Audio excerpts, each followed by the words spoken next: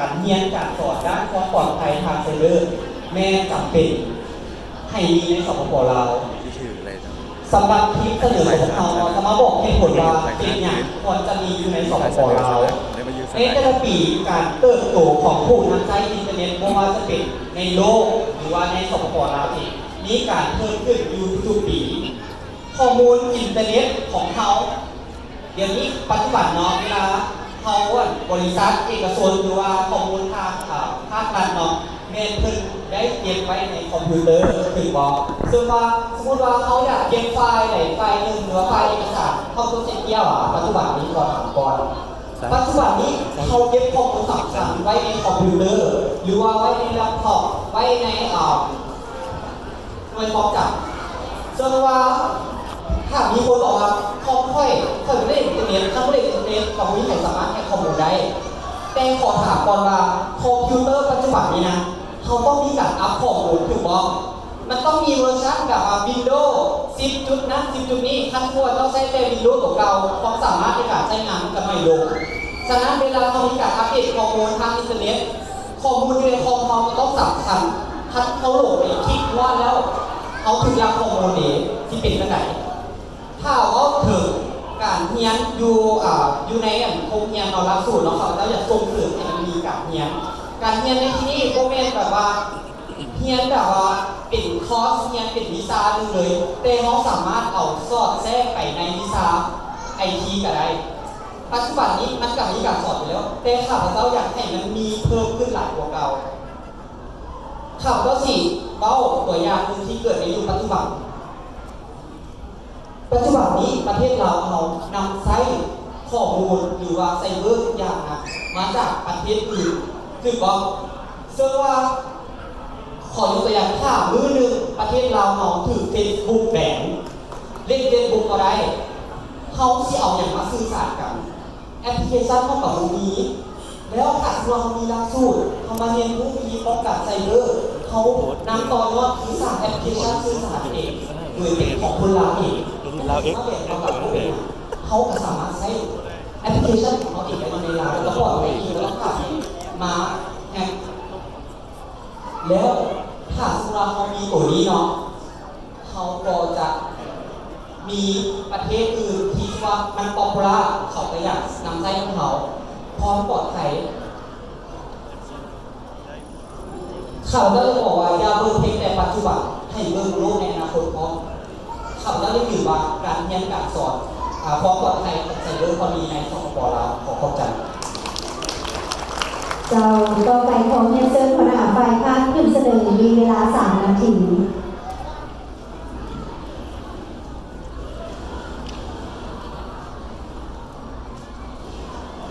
ก็สวัสดีค่ะน้องกับพ่อซิงน้องมีการแก้ตำแหน่งแบบน้อยนึงเนาะของเขาก็คือไม่ต้องเจ้าของทางฝ่ายเสนอมันได้เสนอมาเนาะว่าการเรียนการสอนข้อมูลของเขาได้เอาใส่ในแล็ปท็อปใส่ในคอมพิวเตอร์แต่ละทานเวลาเรียนอาจารย์ของทานอนุญาตให้ทานไปใช้คอมพิวเตอร์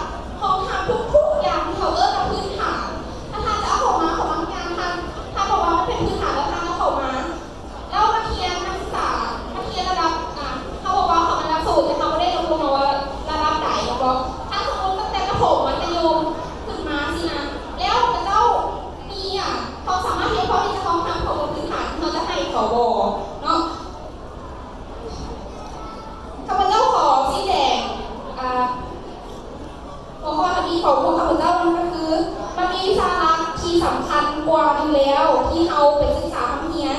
นั่นก็คือเวลาที่ทานอยากเป็นนักกฎหมายเวลาที่ทานอยากเป็นนักกสิกรรมทานมีวิชาลักสายวิชาลักของทานที่ทานจะต้องเอาใจแล้วในสายการเรียนของทานมันมีวิชาหลายๆวิชาที่เป็นวิชาพื้นฐานที่เขาคิดว่ามันไม่จำเป็นหรอกแต่ว่าทานกระทรวงเพิ่งกับมานอนในหนักสูตรเขาบอกว่าเป็นพื้นฐานมันหลายแล้วเลยค่ะถ้าจะเอามาคือมีกว่าวิชาความปลอดภัยทางไซเบอร์นี่นะซึ่งข้าพเจ้าว่าสามารถศึกษาเองได้ค่ะเห็นว่ามันมีความสำคัญต่อสายของตัวเองดีว่าจะเป็นต้องออกมาเข้าในหลักสูตรเลยเพื่อเพิ่มเอาดีข้าพเจ้าอยากให้ทางคิดว่ามันมีผลประโยชน์กับเขาหรือมันจะกลายเป็นภาระกับเขาถ้าเขาไม่ได้สนใจสายไอทีเลยขอแต่ก่อนสิครับพวกเขาเจ้าขอยังอยู่เลยว่าการนำเอาความปลอดภัยทางไซเบอร์เข้าในหลักสูตรแบบที่เราสอนของประเทศลาวเนี่ยยังต้องมีความจำเป็นเชื่อขอเข้าใจ เราแล้วก็ฝ่ายขอเชิญผู้สนับสนุนบุรีหนึ่งฝ่ายเสนอขึ้นมีความเห็น2 นาที เจ้าข้าพเจ้าผู้สนับสนุนผู้ที่หนึ่งจากฝ่ายเสนอข้าพเจ้าจะมาขอเสนอในจุดหนึ่งที่ฝ่ายค้านได้ค้านมาและข้าพเจ้าก็ขอบอกเลยว่ายุคนี้มันยุคไหนแล้ว คนลาวเขาทุกคนแม่นมีการพัฒนา และเขายังจะพัฒนาต่อไป ดังนั้นขณะทุกๆวันนี้เขายังใช้ของเจ้าเด็กทุกคนในนี้มีบอกทุกคนในนี้มีโทรศัพท์บอกทุกคนในนี้ต้องมีการสื่อสารกัน ดังนั้นตัวนี้มันเป็นสิ่งที่สำคัญ และเวลาเขาเหียนเขาก็ยังได้ใช้ของยังได้ใช้ทุกอย่างตัวนี้มันเป็นการลงทุนที่คุ้มค่าและช่วยให้เขาพัฒนาและสะดวกสบายขึ้นข้าพเจ้าขอบอกเลยว่าตรงนี้มันเป็นสิ่งที่ช่วยให้เขาสามารถเรียนรู้ได้หลายขึ้นและเราสามารถใช้เป็นหลักสูตรการสอนการเรียนเขาได้ซึ่งมันเป็นสิ่งที่จะให้เขารู้สึกว่ามันพัฒนาขึ้นดูประเทศอื่นถ้าเขาอยากให้ประเทศของเขาพัฒนาเขาควรจะเห็นจุดนี้ให้มันดีขึ้นควรจะพัฒนาควรจะเอาหลักสูตรการเรียนการสอนแล้วก็ให้มันปลอดภัยขึ้นดังนั้นตอนนี้คือทุกคนมันสามารถสร้างเป็นอาชีพสร้างเป็นรายได้และการหลักสูตรการสอนการเรียนมันก็เป็นสิ่งที่หนึ่งที่ว่าเราควรจะเก็บกลับมาเป็นบทเรียนอาจจะไม่ได้เอาเข้าในบทเรียนทุกอย่างแต่ว่าตัวนี้มันสามารถช่วยให้เขาผู้ขึ้นหลายเติมดังนั้นน้องข้าพเจ้าเนาะเป็นฝ่ายเสนอยังขอเสนอเลยว่าถ้าสำหรับคนเขาทุกๆวันนี้ควรจะมีการนำใช้หลักสูตรการเรียนการสอนและด้านความปลอดภัยทางไซเบอร์น่าจะเป็นที่สุดในประเทศสปป.ลาวขอเข้าใจ เจ้าแล้วก็ฝ่ายขอเชิญผู้สนับสนุนผู้ที่หนึ่งของฝ่ายค้านมีเวลา2 นาที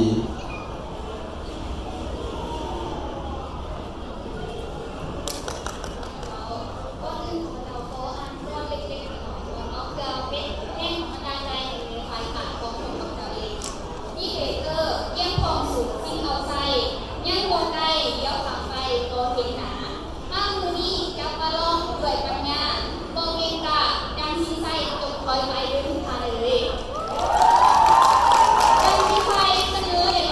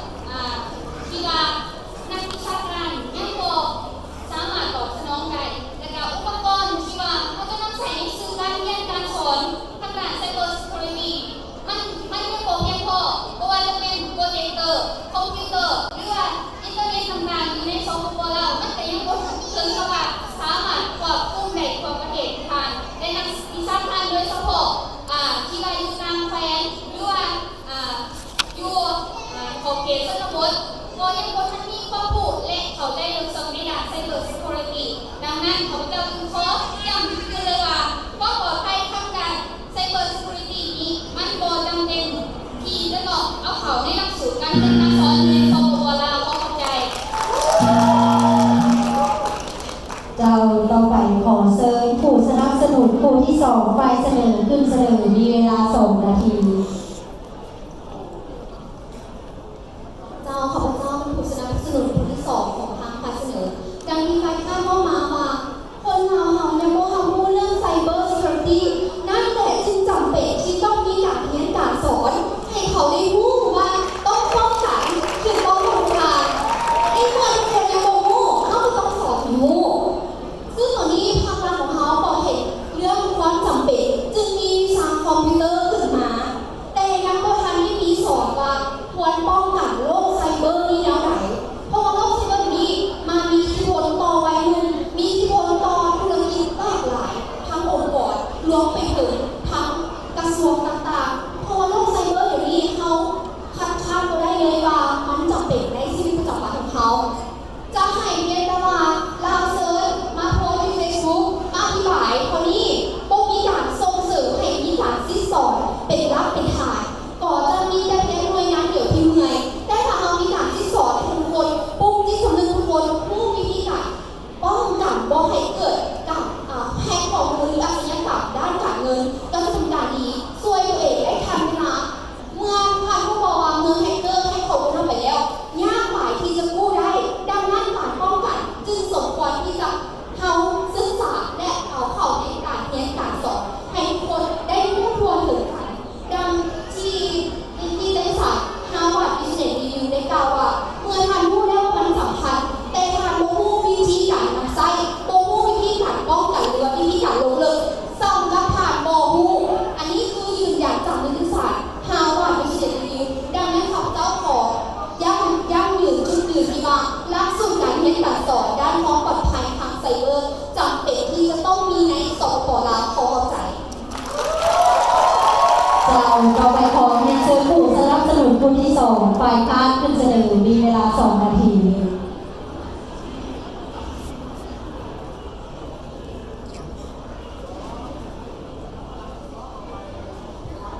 สวัสดีทุกคนอีกครั้งเนาะข้าพเจ้าจะมาขอข้าปลายเสนอที่ว่าจะเห็นเอาจะเห็นพิซซ่าที่ว่าสร้างนักสู้ขึ้นมาคอยที่ว่าข้าพเจ้าที่ว่าในการจะสร้างข้าวโพดสร้างพิซซ่าที่มันสำคัญกว่าไซเบอร์ซิเคียวริตี้ที่อะไรเรามันมาที่ว่าพื้นฐานความพุ่งก็คือให้นักศึกษาเก่งในพื้นฐานก่อนภาษาอังกฤษคือว่าในภาษาลาวมันคล่องแคล่วมันจึงจะลงเรื่องไซเบอร์ซิเคียวริตี้เนาะและคือไอเสนอที่บอกไปว่าเราเสนอตรงไปไหนข้อมูลไปโดยในสำหรับข้อมูลทางการ Cyber Security เป็นการไปที่ผู้ที่สำนึกเพื่อไปก็ในการที่จะรับมือสิ่งที่บริโภคเราไปสร้างหลักสูตรเดิมเราควรมีหลักสูตรเพียงแต่ไม่เผยแพร่สิ่งเราซื้อไปลงลึกว่ากับสร้างหลักสูตรเองและข้าพเจ้าอยากจะเสนอที่ว่าคือในการที่จะสร้างหลักสูตรขึ้นมาเราสร้างไหนแต่ว่าเราต้องสังเกตความเป็นจริงของประเทศเราว่าเราอาจจะสร้างไปทุกที่ละครอยู่บนประเทศพัฒนาประเทศทางไกลโซนดีตัวอย่างดูแสงแม้ผมนั่งเป็นคนที่บอกมันสร้างไปแต่ว่าคุณภาพมันไหนก่อนคือตัวจริงนี่ของที่สร้างสิ่งที่เรามีแต่มันตัวสร้างมามีคุณภาพเลยคือตัวอย่างจากอาจารย์ที่เราเห็นคืออาจารย์สอนในสิ่งที่เรียกว่าไปเอาอาจารย์สอนคณิตศาสตร์หรือว่าอาจารย์สอนวิชาอื่นมาสอนตัวนี้ก็ไม่ได้เห็นว่ามันมีคุณภาพแต่ตัวนี้จะเป็นหลักสูตรในเรื่องของนักศึกษาเองเขาคิดว่าความรู้หรือว่าความมันคือรู้ที่ยากเรียนวิชาไซเบอร์ซิเคียวริตี้มันมีหน่วยหลายเพราะว่าส่วนหลายที่เราสังเกตวิญญาณนักศึกษาเองคือเขาจะสนใจอีสปอร์ตไหนกว่าไม่บอกคือเรื่องการไซเบอร์ซิเคียวริตี้เรื่องเป็นอย่างเข้าใจแต่คือลงเอาคือเราถึงเพราะว่าเช่นพับจีตัวอย่างแบบนี้รู้จักถูกไปเลยนี่แหละที่แสดงว่ามันมีความสำคัญหลายเลยเราควรจะทุกอยู่การที่สกอร์ไอคอนที่จะทุกอยู่ในการที่จะสร้างหลักสูตรที่สร้างไซเบอร์ซิเคียวริตี้แต่สุดท้ายเราจะเอาอย่างที่มาอะไรหลักสูตรนี้เขาจะมีความผสมหลายความเข้าใจ เราต่อไปขอเชิญคณะฝ่ายค้านขึ้นสรุปมีเวลา2 นาที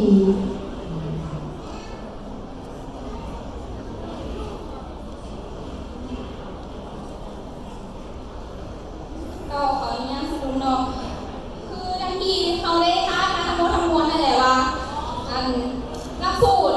ที่การที่จะนำเอาความปลอดภัยทางไซเบอร์เข้ามาในหลักสูตรของการเรียนการสอนของประเทศลาวเฮาแม่นบ่มีความจำเป็นเนาะ1ทางควรจะไป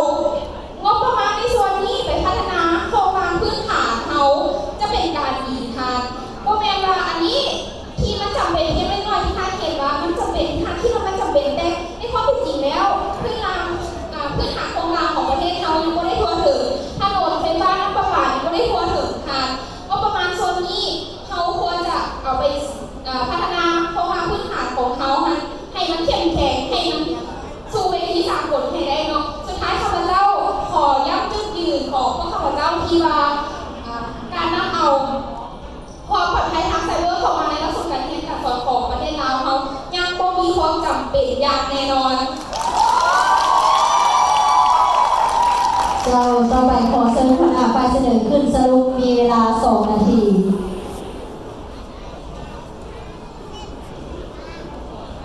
ข้าพเจ้าได้เก็บข้อมูลฝ่ายค้านทุกคนทั้ง3คนเลยวันนี้มาตอบให้เข้าใจเลยว่าเป็นอย่างต้องมี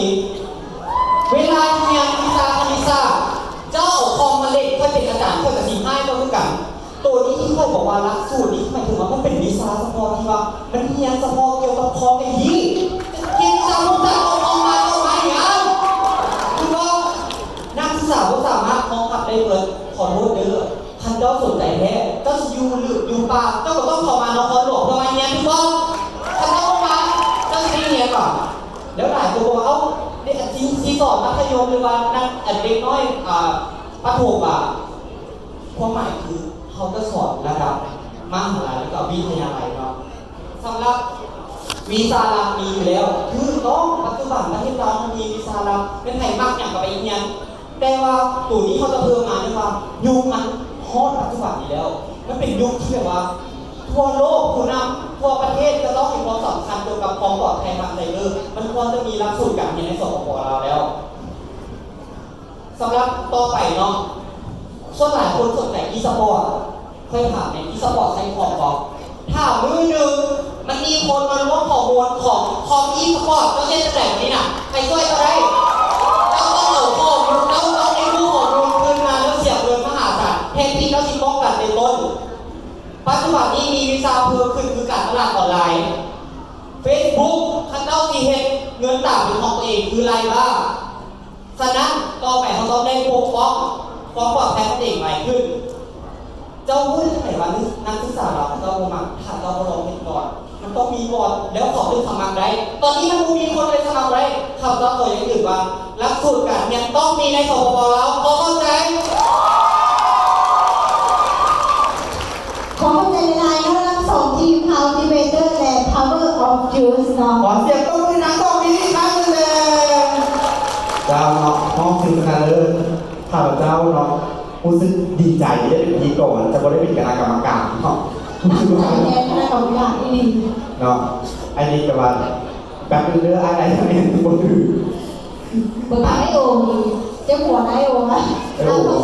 เขาเชิญน้องๆอยู่ขนาดทีในนอกเนื้อไทยกับการเขาในคำเห็นการมาลอกทั้ง2 ทีในนอก โอ้คนกว่าโอ้กับว่าอันสิเจอเรื่องมาเป็นอย่างโมเป็นเจ็บหัวได้เลยว่าเป็นแต่ละผู้จะมยังบนหน้าขนาดนี้เลยโโอ้โอกาไปเสียเป็นแล้วผู้งามใจงานเขาบอกเนาะโกติเจ้าไม่มุ่งงานเสียเวลาขอเชิญทางชิสกรพงษ์จันทร์โฮมคณะศูนย์ลาวเซิร์ฟประกอบธุรกิจในการสอนทีมเจ้าของเซิร์ฟ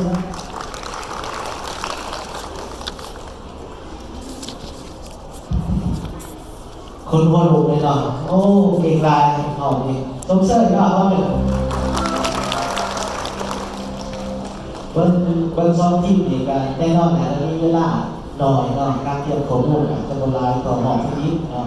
แต่เพิ่นสำหรับผู้ที่หัวหน้าทีมที่มาเสนอเนาะทั้ง2 ทีมก็ได้ดีแล้วเนาะเพราะว่ามีข้อมูลมีการทางล่างเนาะในการผู้ซัพพอร์ตก็ได้ดีแล้วเนาะคือทางไปเสนอกันซัพพอร์ตทุกสาขาเลยดีหลายเนาะสำหรับข้อมูลและการผู้ที่ว่ามาข้างล่างขอตัวแยกคือการเอาข้อมูลอยู่ในคอมพิวเตอร์แล้วการสร้างข้อมูลในคอมพิวเตอร์เอามาข้างล่างกันเลย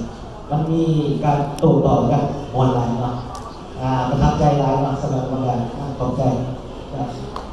เจ้าต่อไปขอเชิญขอเป็นทางปอกัทนูหลวงเทศบาลเนาะ ก็คือทางงานอยู่ในรอบก็คือว่าเรื่องหลายข้อเนี่ยข้อมูลมาเลยเนาะแต่ว่าอัน